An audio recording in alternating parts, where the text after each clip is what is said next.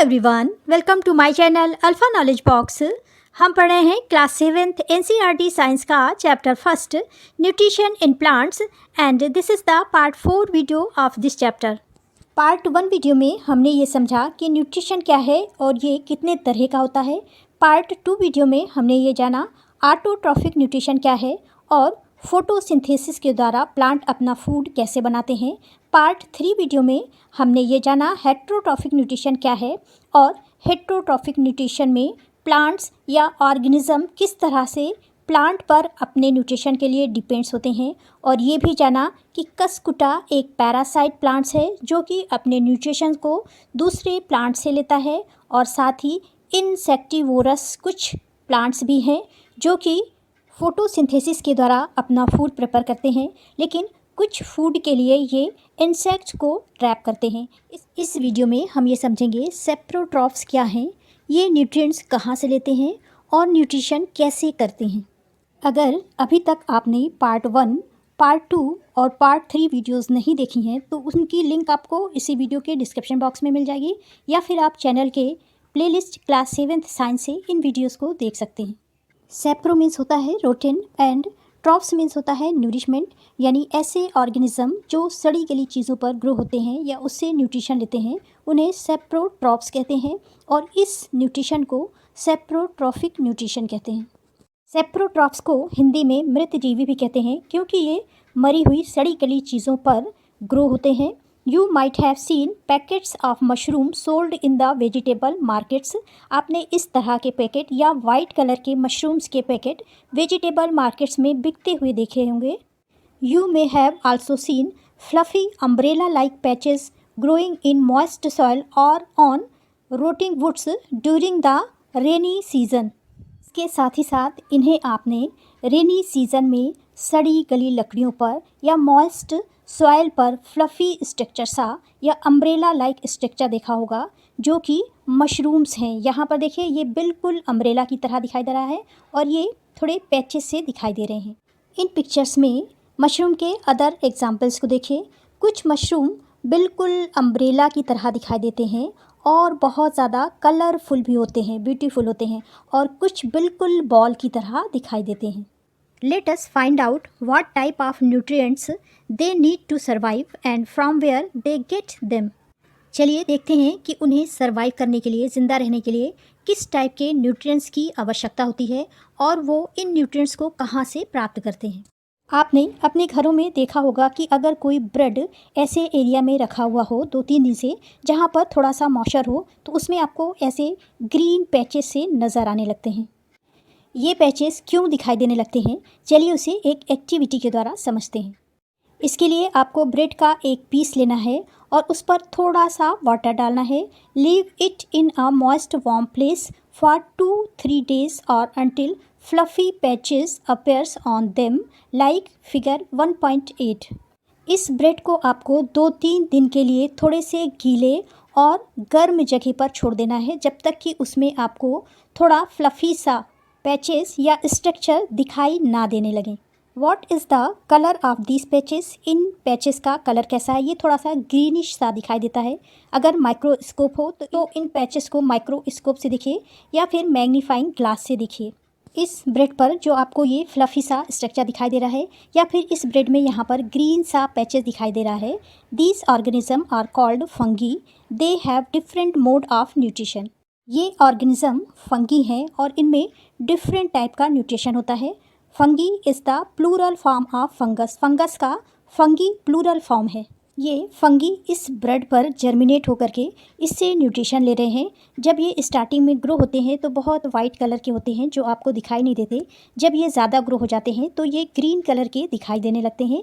This mode of nutrition in which organism take in nutrients from dead and decaying matters is called saprotrophic nutrition.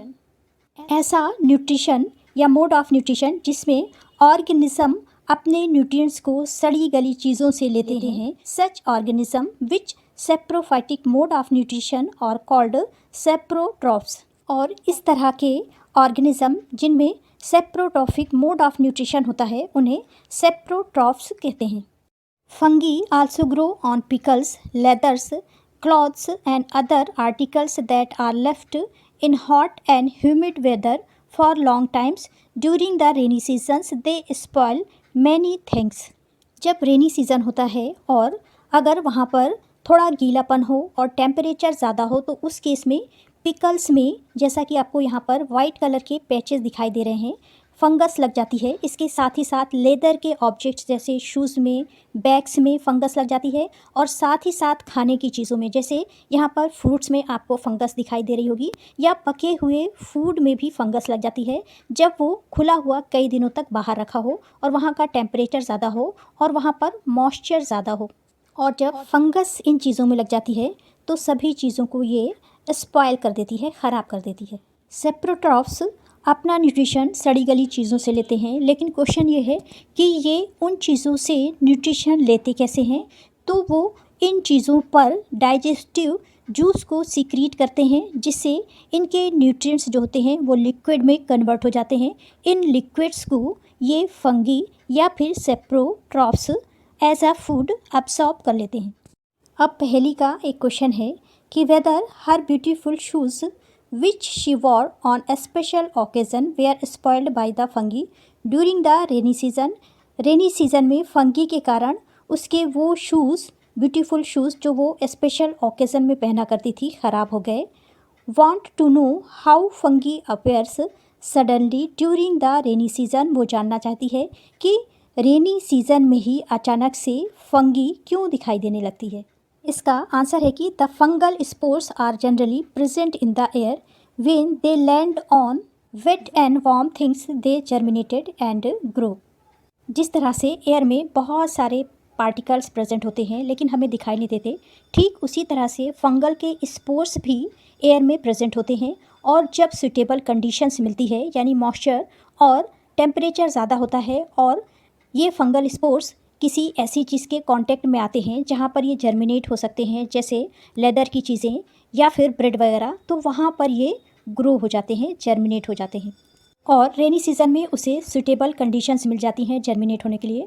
क्यों अब कुछ ऐसे organism भी हैं जो एक साथ रहते हैं और अपने शेल्टर को और न्यूट्रिएंट्स को शेयर करते हैं। This relationship is called symbiosis. और इस तरह से शेल्टर और न्यूट्रिएंट्स को शेयर करने की रिलेशनशिप को सिम्बियोसिस कहते हैं। For example certain fungi live inside the root of plants. कुछ ऐसे फंगी हैं जो कि प्लांट की रूट में रहते हैं। The plants provide nutrients to the fungus and in return the fungus provide water and certain nutrients. Plant की रूट में रहने वाले इन फंगस को प्लांट से कुछ न्यूट्रिएंट्स मिलते हैं, यानी प्लांट उन्हें कुछ न्यूट्रिएंट्स प्रोवाइड करता है और इसके बदले में ये फंगस प्लांट्स को वाटर और उसके साथ कुछ निश्चित न्यूट्रिएंट्स भी प्रोवाइड करते हैं। जैसा पिछली वीडियो में हमने देखा था कि फोटोसिंथेसिस में केवल कार्बन डाइऑक्साइड और वाटर ही एब्जॉर्ब किया जाता है, लेकिन उसे नाइट्रोजन नहीं मिल पाता है प्रोटीन की सिंथेसिस के लिए। इस तरह से प्रोटीन की सिंथेसिस के लिए रूट में रहने वाले ये फंगस प्लांट को नाइट्रोजन प्रोवाइड करते हैं। सिम्बियोसिस का एग्जाम्पल है lichens a chlorophyll containing partner which is an algae and a fungus live together.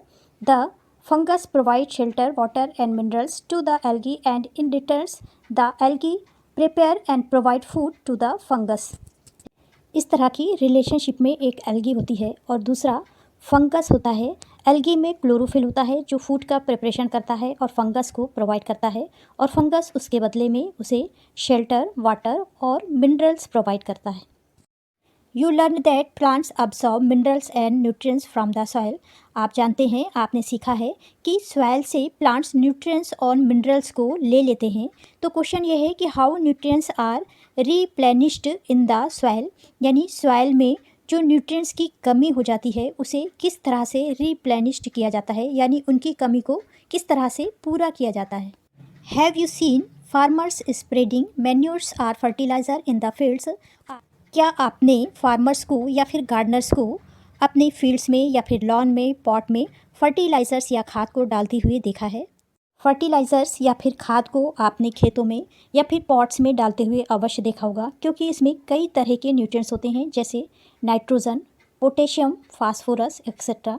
These nutrients need to be added from time to time to enrich the soil इन्हें time to time soil में डालना आवश्यक है क्योंकि soil की जो nutrients की requirement है वो पूरी हो सके। We can grow plants and keep them healthy if we can fulfil the nutrients. अगर हम मिट्टी की न्यूट्रिएंट्स की रिक्वायरमेंट को फुलफ़िल कर सकते हैं तभी हम प्लांट्स को ग्रो कर सकते हैं और उन्हें हेल्दी रख सकते हैं। इस तरह से इस चैप्टर में हमने सीखा कि most of the plants are autotrophs. ज़्यादातर प्लांट्स ऑटोट्रॉफ्स होते हैं यानी अपना फूड स्वयं बनाते हैं। Only a few plants are parasitic और saprotrophic. They drives nutrition from other organism. कुछ पैरासाइटिक या सेप्रोट्रॉफिक होते हैं जो दूसरे ऑर्गेनिज्म से अपना न्यूट्रिएंट्स लेते हैं। All animals are categorised as heterotrophic since they depends on plants and other animals for food. सभी एनिमल्स हेट्रोट्रॉफिक होते हैं क्योंकि ये अपने फूड के लिए दूसरे प्लांट्स पर या फिर अदर एनिमल्स पर डिपेंड होते हैं। और इंसेक्टिवोरस प्लांट्स जिन्हें कॉर्निवोरस प्लांट्स भी कहते हैं ये पार्शियल हेट्रोट्रॉफ्स होते हैं क्योंकि ये अपने न्यूट्रिएंट्स का कुछ पार्ट्स फोटोसिंथेसिस से बना लेते हैं, लेकिन कुछ ऐसे न्यूट्रिएंट्स होते हैं जो इन्हें फोटोसिंथेसिस से नहीं मिलते हैं जिसके कारण ये इंसेक्ट्स को ट्रैप्स करते हैं और उससे अपने न्यूट्रिएंट्स को पूरा करते हैं। नेक्स्ट वीडियो में चैप्टर की एक्सरसाइज को डिस्कस करेंगे। Thanks for watching. अगर आपको ये वीडियो अच्छी लगी हो तो मेरे चैनल को लाइक शेयर एंड सब्सक्राइब करें।